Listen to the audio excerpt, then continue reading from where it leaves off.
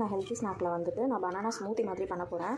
ஒரு banana cut பண்ணி வச்சுருக்கேன். ஃபிஷர் இருக்கிறவங்களுக்கு வந்துட்டு ஒரு பனானா அப்படி இல்லைனா ஒரு நாளைக்கு 2 பனானா தான் நம்ம வந்து எடுத்துக்கணும். நம்ம 2 பனானாக்கு மேலே எடுத்துக்கணும்னா அதுவே கான்ஸ்டிபேஷனை வந்து நம்மளுக்கு கொடுக்கும்.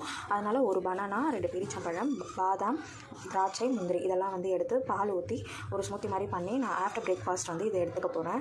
இது வந்துட்டு நான் ரெகுலராக பண்ணிகிட்ருக்கேன். ஆனால் நான் டெய்லி பண்ண மாட்டேன். வீக்லி ஒன்ஸ் இல்லைனா வீக்லி ட்வைஸ் தான் பண்ணுறேன். ஏன்னா வந்துட்டு நம்மளுக்கு பனானா நிறைய எடுத்துக்க வந்து கான்ஸ்டிபேஷன் அதிகமாக ஆகும். மலச்சிக்கல் வந்து நம்மளுக்கு நிறைய கொடுக்கும் அப்படின்றது சொன்னாங்க. ஃபிஷர் இருக்கிறவங்களுக்கு மலச்சிக்கல் வரக்கூடாது. நம்ம முடிஞ்ச அளவுக்கு ஸ்டூல் வந்து லூஸாக நம்ம போகிற மாதிரி தான் பார்த்துக்கணும். அப்போ தான் வந்துட்டு ஃபிஷருக்கான அந்த பெயின் இல்லாமல் பிளட் லாஸ் ஆகாமல் நம்மளால் பார்த்துக்க முடியும்.